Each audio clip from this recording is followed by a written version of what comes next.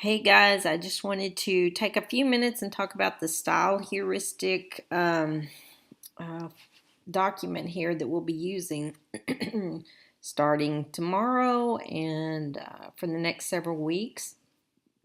And I appreciate you guys that are working hard and staying on track and keeping up with the schedule, and uh, those of you that have started early on the third Getting to Know You project. That's been our activity. That's been kind of fun.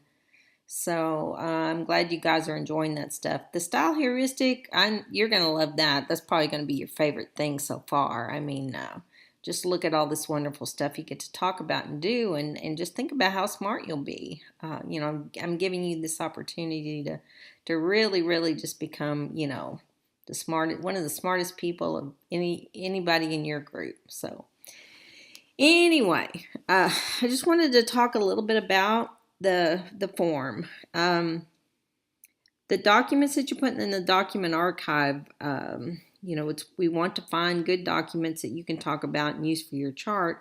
And another thing we're going to practice is just identifying, how these documents are put together, what goes on, those kinds of things. Because the more you know about that kind of stuff, the more you'll understand the purposes, and you'll be able to put together and write those documents, just even much better yourself. Most of this comes from the book. There's some page numbers listed here. You'll probably have to, look individually at some pages in the book. Some of this we may not have read the chapter yet, but that's okay. You can look a little bit ahead. I mean, think of the textbook as kind of like a source that you can go to and find information, sort of like a handbook kind of thing. Now, I'm a big believer in giving you guys opportunities to practice and learn things, and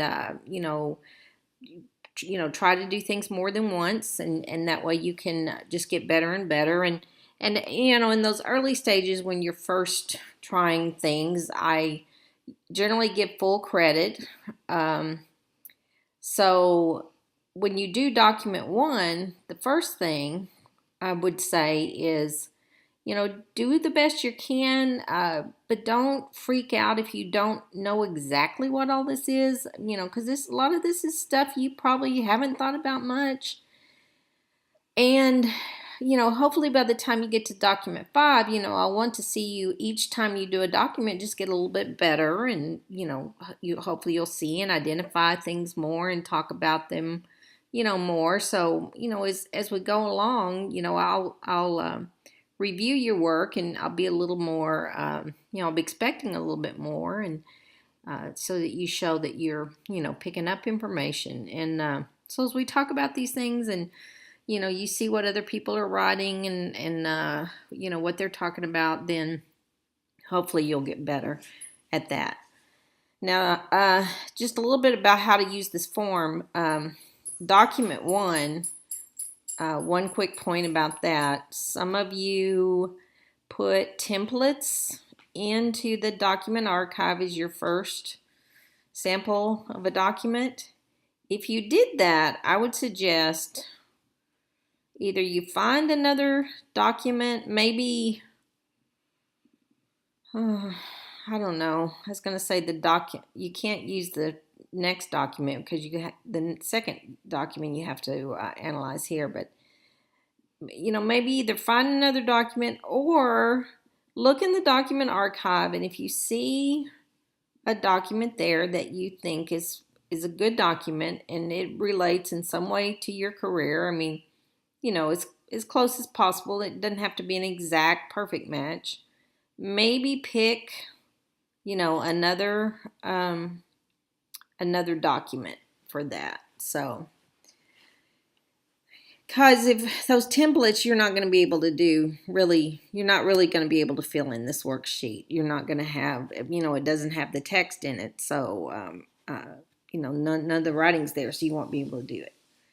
Okay, so first briefly describe the document you've chosen. I probably should have put that here. So right here, what I would recommend that you do is document 1. You put like, let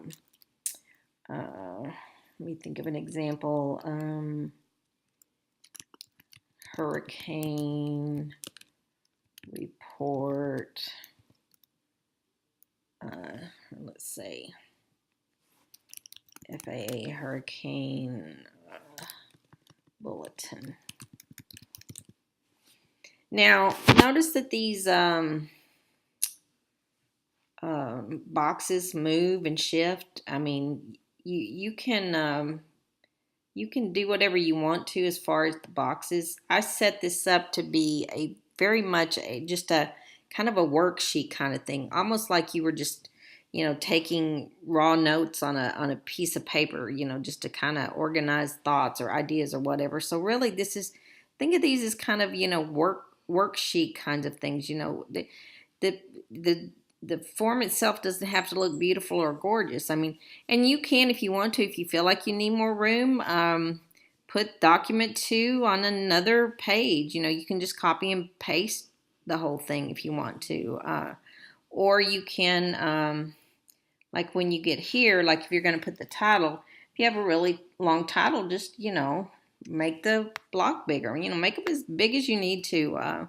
It's more for you to think about and talk about and write about these things than for this document to look pretty or, the format or anything. That's not what this is about. This is, very much thinking and writing down the information you're finding.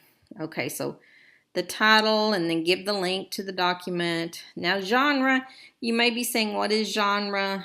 Genre mainly means, what type or what's the format.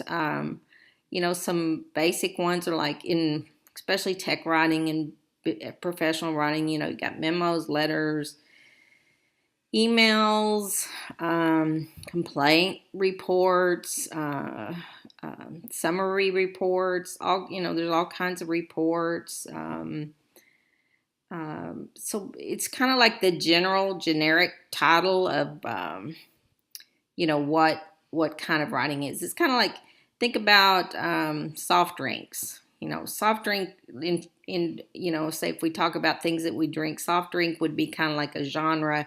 And then under soft drinks, you'd have what? Coke, Pepsi, Sprite, et cetera, et cetera, et cetera. So it's that kind of just a general area that genre would fall under. So what you'll find, hopefully, as you move across the documents is you'll kind of see with your career area genre will be kind of specific to certain career areas. So you might have memos in, you'll find memos in probably nearly every genre, but the memos may be even more specialized. Like they might be contract memos, maybe your career area, there's a lot of contract work. So you wouldn't have just memo, but you might have contract memos. That might be a category of documents that you see a lot of. The date. Now, audience. Don't say on the audience, people who are interested in blah, blah, blah. That's just, think about more specifically, like what kind of people who do work related to this job, or what kind of clients, or what kind of other companies, or other colleagues. You want to be specific here, and sometimes they'll kind of tell you who things are addressed to, but most of the time you have to kind of look at it and determine what is the audience. But be very specific. Don't just say somebody who's interested in blah, blah, blah, Purpose, this document has been put together because we want something to happen. That's what your purpose is. Why? What's going to happen because somebody reads, uses this document? Why is the document needed in the organization? Sometimes it's to inform people about certain whatever. Sometimes documents are for, collecting information, storing information, analyzing information, keeping track of information. I'm sure there's many, many more. And I left a couple of blanks here, if you need more room or you see something else you want to add or something you need to, you think you might help. Now, as you're filling this in, it is for you to kind of practice and learn how to talk about these things. But at the same time, as you're filling these out, put enough information in there so somebody could pick this up and read it and know what you're talking about. Don't just put stuff in there that's not going to make sense to anybody. So, be very descriptive, be very specific, what you're talking about. Paragraphs, you can look on page 57 in our book. Long or short. Lists are usually, not all of your things will have lists. So if you don't have lists, then you would just say no. And you wouldn't have an example. You wouldn't have an example of a list. That's what that means, list example. Maybe I should have said it, an example of a list. Might have made more sense, but that's what that means. But lists are usually numbered or bulleted, right? Does it have topic sentences? Not necessarily every document does. I mean, that's something you probably were taught somewhere along the line, but it's kind of a lower level form of organizing writing. More mature writers who have a lot more experience, topic sentence is not going to be that important. But if you see those, and you have an example. What kind of evidence? And you can think evidence even more general, maybe information. It's not like evidence like you're trying to prove something necessarily. But, what information? What's the meat that's, supports the main points or whatever. Direct observation, description of that. Somebody's primary work that they've done.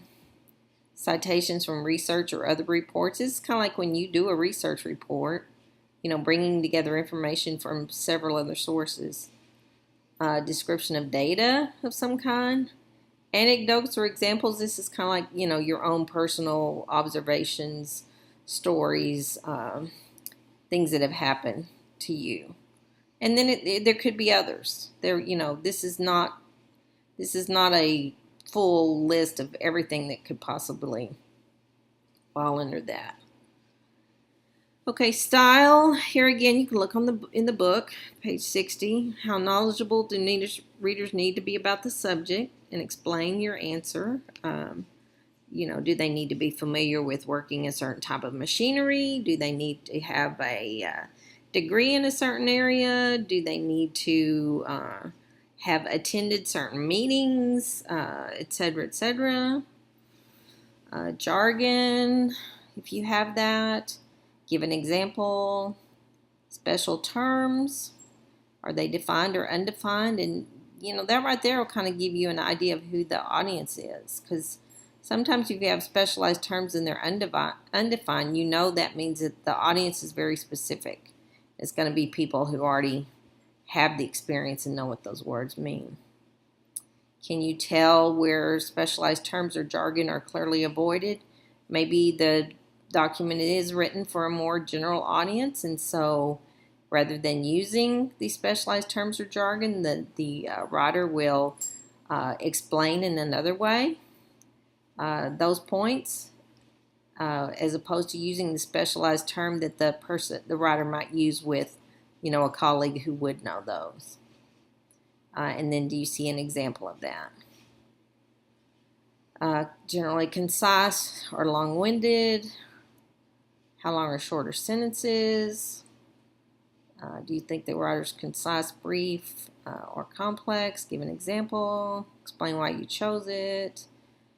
Active or passive voice. If you're not sure what that is, Google it. But active voice is basically whatever's in the subject of the sentence is the actual person doing the action. Passive, the person, the subject is becomes the object, and you find it, after the verb. So just a simple example. Let's see. Jane ran the concession stand. Jane is the actual person doing it, and she's in the subject position. If you turn that around and say the concession stand was run by Jane, see now Jane's after the verb, the concession stand becomes the subject, but the person the person really doing the work is Jane, right? She's really the one that's doing the action.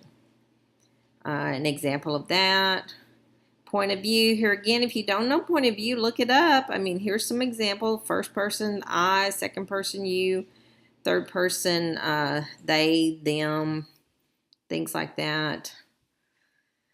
Word choice, etc., etc. Okay, how did the document style features meet the purpose for the intended audience, or how does the style of a document help to accomplish what the purpose of the document is? So those are kind of like for you to think about. You don't necessarily have to write that for everyone, but this is kind of how you want to focus, as you're working. Okay, now my idea was you would use this one document for all, or this one worksheet for all 5 documents. So if you want to just keep, like, the first time we do document 1, you'd turn it in and you'd have, document 1 filled in. You could use the same document, just open it back up, do document 2. So you just continue to add. If you want to do 4, 5 separate documents, I'm fine with that. Like I said, just kind of use this in the way that makes sense for you. The most important thing is how you're thinking and learning and just becoming more aware of these ways of thinking about writing. That's what's important. So just, think about how smart you're getting and pay attention and learn this stuff and do a really good job of analyzing. So anyway, hope this helps. I think I put, if I didn't put a place for you to ask questions about this, put them in the updates forum. So anyway, I will stop there and hope this helps you guys out. So keep up the good work.